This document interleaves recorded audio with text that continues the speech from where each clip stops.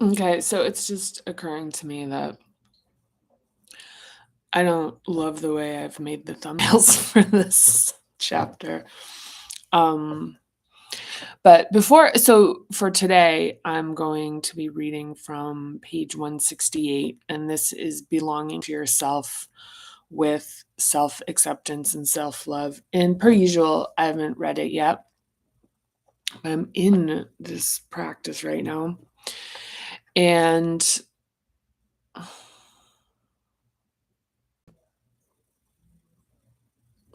like one of the things about this this kind of format that I'm doing, it's like this like video diary of me reading the book, and there's like a bit of a director's cut. Um in some ways there's a thing about like getting really comfortable just talking to the camera. I mean, but there's probably, like one of the things I'm not getting necessarily better at it, maybe more comfortable. So there's that. Um, yeah, which is its own thing, which is fine. But yeah, I mean, this is low production value right now. So this is actually lends itself. It's low production value because a lot of what I'm trying to capture is not a lot, but some of what I'm trying to capture, and I'm not disclosing a lot of, is what it's like for me to now be going through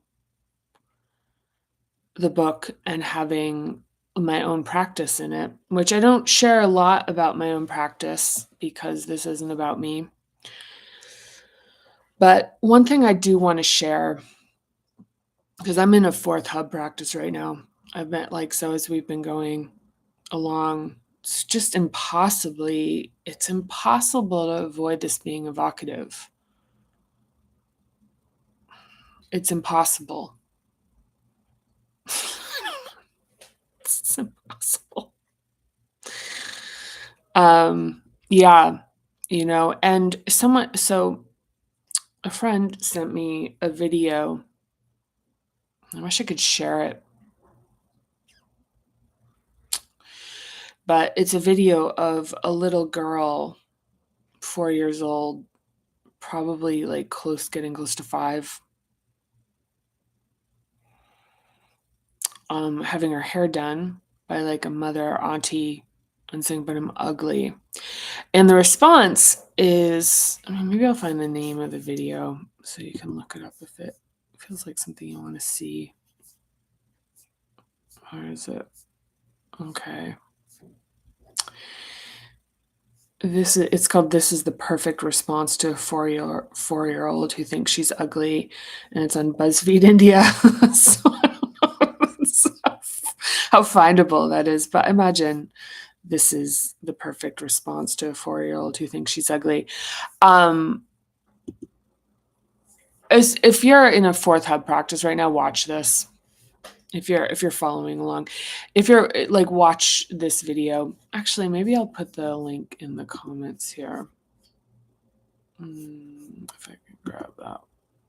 Pardon me.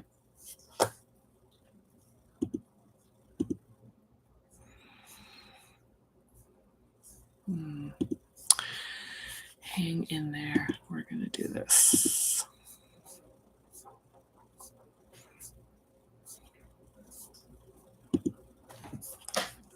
Okay. Oh, I'm going to share this. Here in the link. So in the chat, you're gonna see it. Yeah, it's through Facebook. Yeah, this is phenomenal. So okay, it's really actually, and I've stopped being surprised by this stuff. This really correlates with what we're reading about today. And one of the premises, so me and the friend wound up getting into a conversation through chat about like how evocative it was for them to watch this video. And the realization, it was like kind of part of the grief that they said that, they mentioned, they said, look, I was like actually up kind of like all night over this. And the realization was that it was like at 4 years old to see how deep this, this belief has already gone into this little girl, and to watch what the remediation is. So, because we're not going to watch it together, I'm not going to talk more about it. But what I will say is that, and this is something that continues to be surprising for people, and I'm, sort of in this position where I can kind of, where I can really validate this, because I, spent a lot of time on this notion, which is like these reflexes, these things that are programmed into us, because that little girl is not going to remember if that was not like dealt with and corrected and processed. That would have become like moved into a reflex and a belief system, that she's ugly. Like, I mean, whatever that means. That's a whole other story. That's a whole other kind of discussion. And how that would inform her reality, and how painful it would be to do the work to undo the tangle of that. Because the thing is when we're talking about this parinama tangle, which is these like early experiences and circumstances shape our reflexes, and then the reflexes create beliefs, then the beliefs create what we think is reality, and the reality is projected out into the world, and then the world responds accordingly. And that projection can be who the people are that we draw into us. So what these projections are can be and what we get into in the fourth hub is that we project, and then the people that actually agree with our version of reality tend to be the ones that we actually draw in, as far as like that, like responsive validation. So the pain in this hub of the work that needs to be done is really worthy of respect.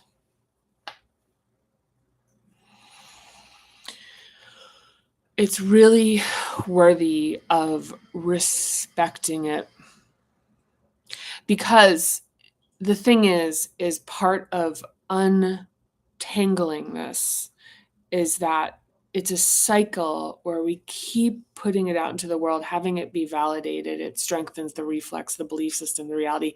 So the tangle gets tighter and it draws more in.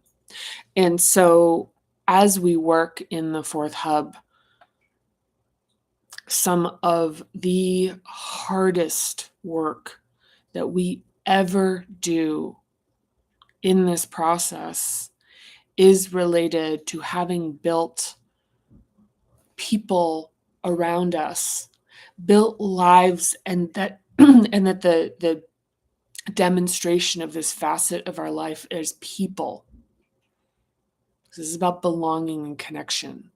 So this is that this projection and validation is the people around us, and how extraordinarily painful. I'm going to use the P word here. This is painful to reconcile the loosening of the tangle, which means some of these connections either need to dissolve or soften. That's the whole thing with the tangle. It's dissolving, softening, and some of the connections that we have to kind of release. They're easy because, some of them are easy because it's like, yeah, I'm done with, this isn't good, no more. But as we get into the practice, it gets more and more painful to reconcile these things, to reconcile the people who the people who came in that we attracted by hiding parts of ourselves through this process of like becoming to believe things about ourselves that need to be hidden. So the only parts of ourselves that we show, maybe there's like a very limited, oftentimes limited, or there's like a part of ourselves that we really, kind of inflate. And that's like this massive part of our identity that's like interacting with the world. And when we realize that's an inflation, it's time to take that back in or right size that and make it more dynamic. And that isn't as present. It's harder to relate with people. And it's not that these people are just assholes. They're people and we're connected to them and we care about them and we have bonds with them. So it's a complex and it hurts. I'm in this right now. It hurts and it's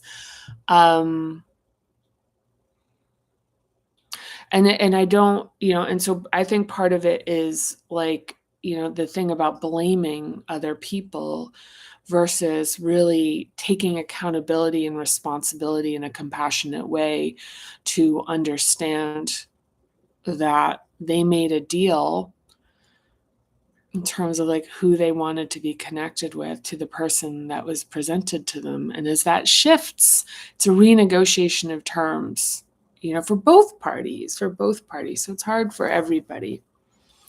But I will also say that in this hub, one of the things is like there's a lot of grief that's felt. There's a lot of there's a lot of grief and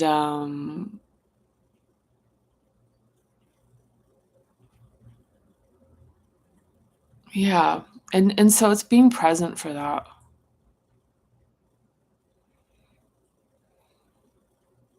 It's being present for that.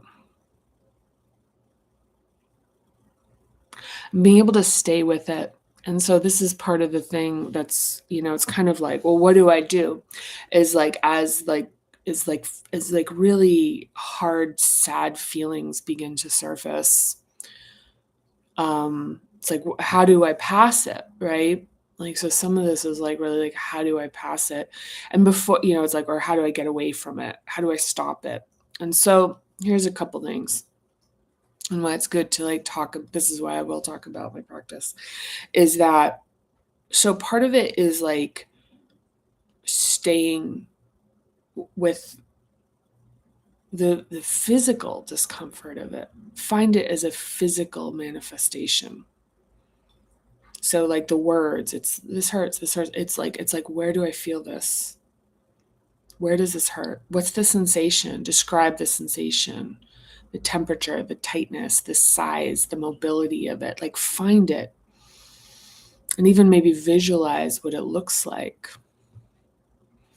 and connect to that while you're still feeling it. And, and breathe into it, stay with it. And if it starts to be too much, then, this isn't about like blowing oneself out. It's like staying with ourselves, using, breath, especially if it's in the fourth hub, it's in the heart, even like, towards the throat, but mostly in the chest. And staying with it as much as you can, because part of what we're doing, part of what we're solving for is abandonment or intolerance of our feelings and our emotions. So we're staying with ourselves in it. We're validating ourselves in that. We're validating ourselves in letting that feeling just exist and to explore it and be curious about it. And not to be afraid of it, not to be avoidant of it. To know that it's something, it's like, I can be with this. I can be with this. I can be with this.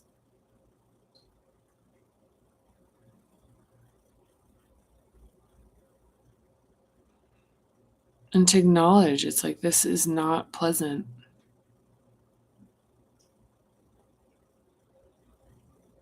This isn't pleasant.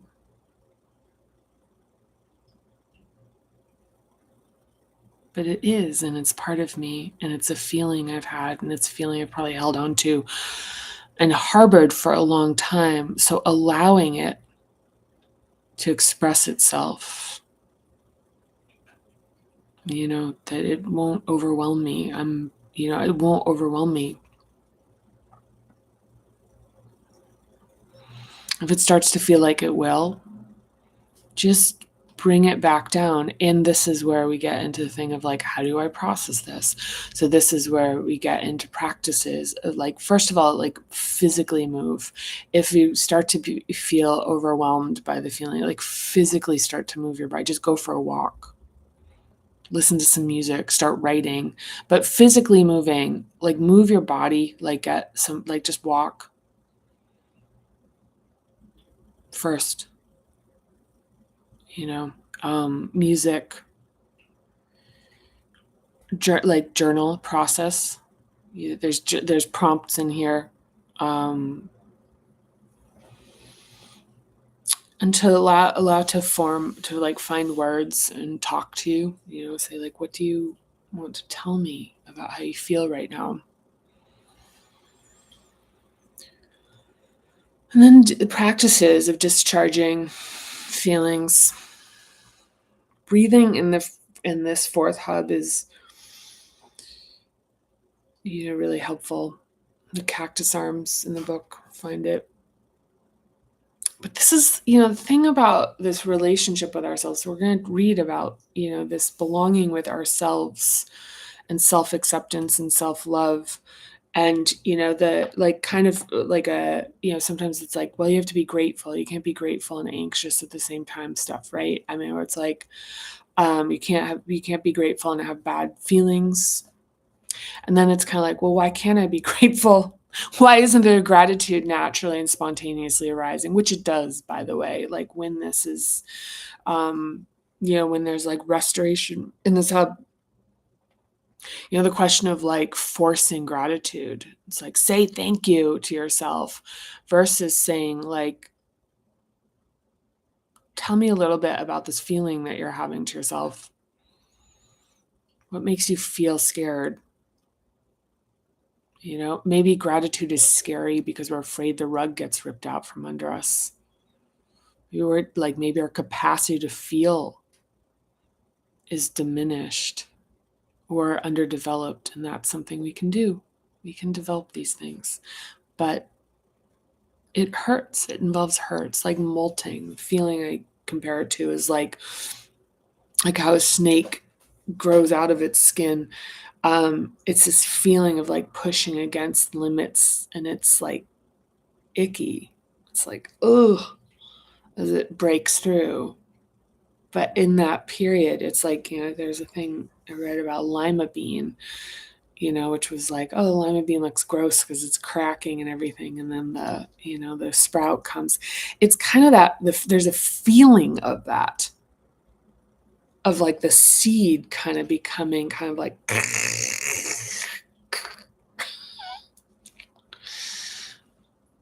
yeah. And then something beautiful, more beautiful and transcendent than can be comprehended, arises out of that. So I'm going to read a little bit and then we'll kind of wrap it up. But the thing, like, it's just there's a lot, at least in my experience, I've heard people like, be kind to yourself, but what does that mean? Right? What does it mean to be kind to anyone? The depth of the depth of exploration tends to be like pretty shallow, and with that notion of like, be kind to yourself. And it's like, to be kind to yourself is to be kind, and in that kindness is to like stay with yourself, stay with yourself, stay with yourself, stay with yourself. Yeah, thick and thin, ups and downs, that kind of notion that it's like we really understand about love for another person, but it's like this part is with ourselves. This part is with ourselves. This part is with ourselves too. When we reach challenges in our relationships with other people, it's like stay with it, work through it. Same thing with ourselves. Stay with it, work through it.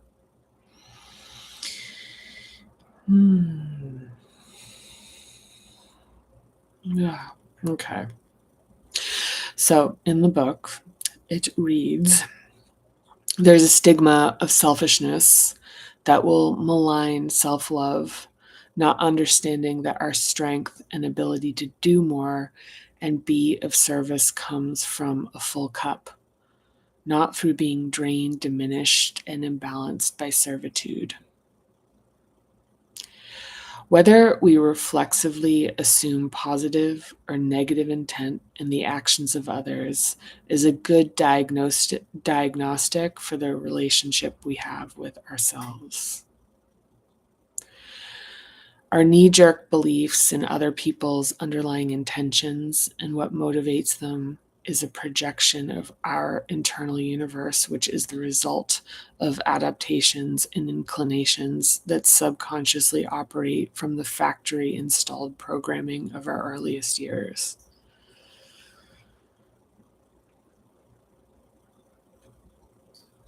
And although the people who programmed us can be held accountable, they are no longer responsible.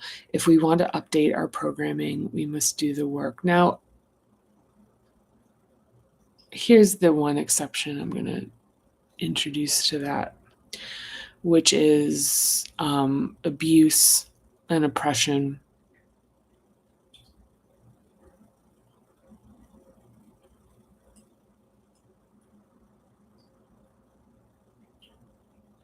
But, I think one of the things with abuse and oppression is it winds up forming reflexes, it winds up forming belief systems, it winds up forming reality. So, this is one of the things about allowing abuse and persecution to become who we are.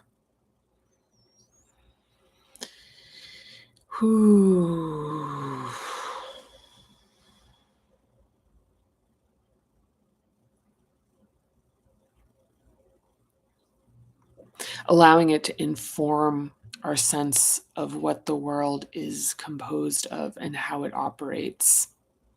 To allow the actions, these particularly like abusive, oppressive actions, to tell us this is actually what the world is. When it's actually a small component of humanity that operates out of its ability to appear larger than it is through this very mechanism of creating reflexes, creating belief systems, and then creating worldviews.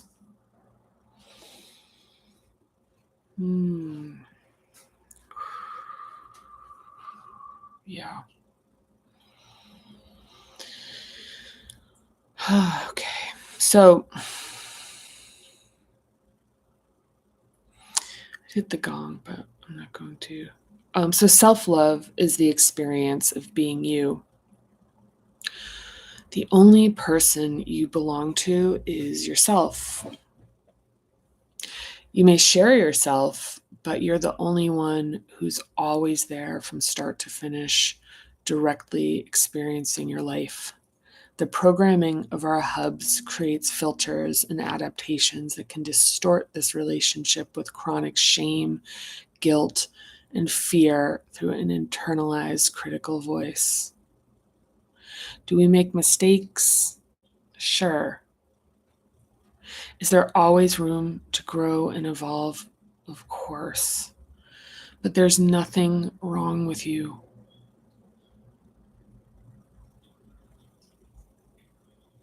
You solve problems, but you are not a problem.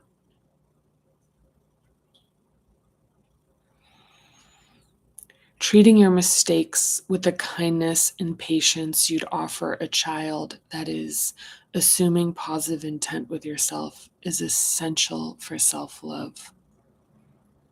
Again, feel called to watch this video. Again, how a person behaves towards us reveals more about who that person is than it does about who we are, and how we treat others reveals the same thing to them. And I would even go as far as saying, as like a expansion on that, not who we are. It's more about our adaptations. How people treat us, reveals more about their adaptations than it does about who we are. Reveals more about their adaptations, and I'm talking about negative treatment here, just to be clear. You know when you're dealing with the real truth in a person.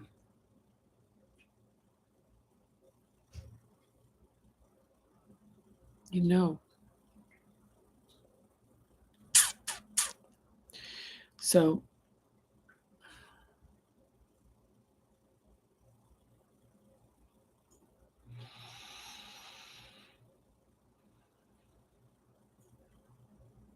yeah. I mean, that's the thing, like when someone uplifts us by them shining brightly, being brave enough to exist in their integrity. Yeah, like last night I went to the Pink concert at Fenway, and that's a reminder, I mean, just the spectacularness of that show,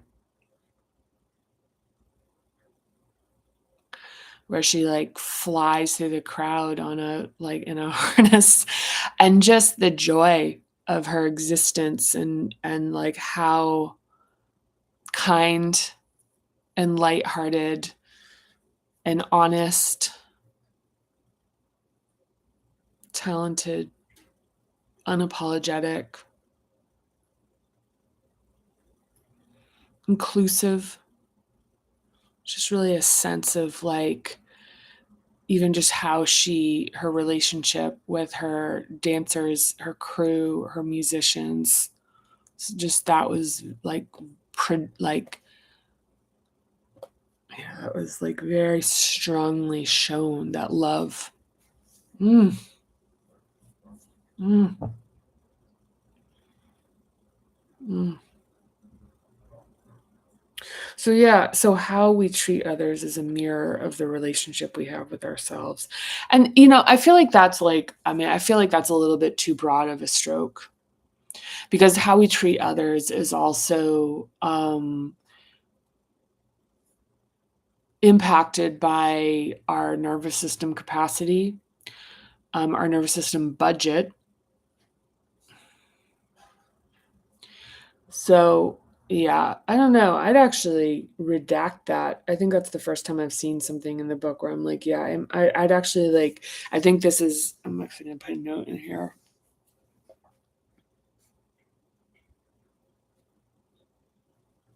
I mean, I think the key here actually is more to do that the treatment of others and how we're treated is it reveals something about the other party, but wouldn't go as far as saying it reveals the true nature of anything.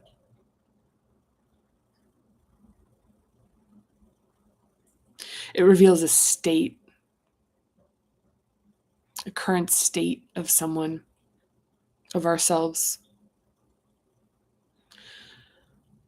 but who we are, I think, is incorrect in this. So, our patience, see how far I go with this. Our patience, kindness, boundaries, and self-respect radiate outwards. Sure. How it feels to be you is a big part of what people experience when they spend time with you. Okay. The experience of self-love in another person is felt by basking in the glow of their self-acceptance. Yes, that's a thing. That's a thing. I would say last night in the Pink show, part of the joy that she was expressing and sharing and spreading and was about this very feeling.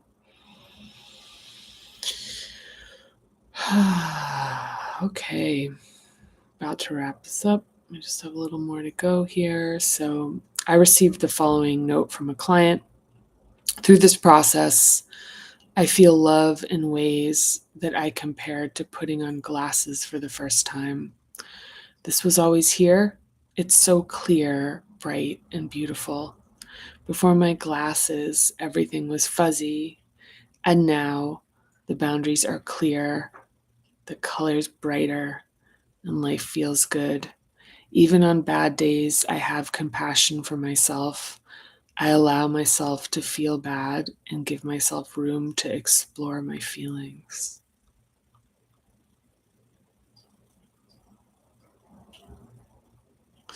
Okay, fair enough. Fair enough. It's fair enough. Yeah, I mean, so even in it, like an expansion on that notion is that, I have folks who will tell me, like when they loosen the tangle a little bit, they'll tell me,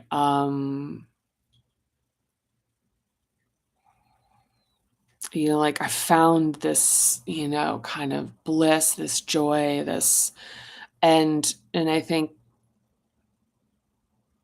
often, a trap that's created in that is the belief that they've found a permanent state.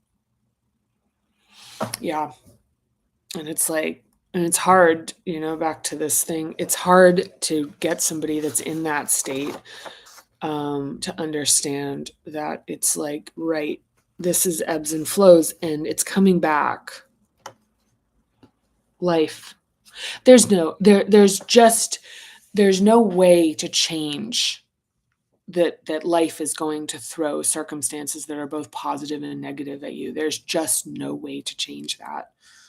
And as much as there's kind of this like, there's, I've seen like social media, this kind of notion of, creating your world and, these are kids, in early stages of their process of figuring out their relationship with the world. And that's part of it, part of, or that can be part of it. But the thing is there's going to be ebbs and flows. You're going to get sick. People are going to die. There's going to be injustice in the world. You're going to have unexpected things happen that are unfortunate. And in even just alone that you're going to lose people and like you're going to lose people you love. If you love, you will lose people you love. If you are, you're, so the idea of like really trying to expand into positive emotions is and even become overly attached to them. Like the idea like this is it, back to that like Eli Lilly story from an earlier reading. How it's our self-love is that going back to like being able to stay with ourselves in grief. Be able to stay with yourself when you're scared. To, and build that capacity. And the way you build it is just doing it right now. If you feel scared, to just stay present with yourself.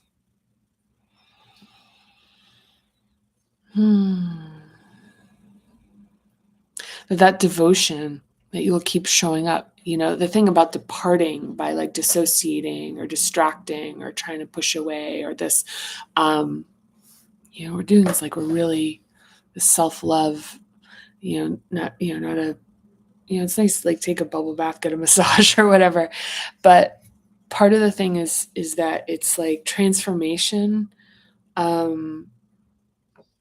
Part of it is like the lima bean thing. Like we really care. We're molting and also we're kicking things up. Sleeping dogs lie kind of thing. Things will like, and it's like, ooh. And that work of like those things softening and dissolving,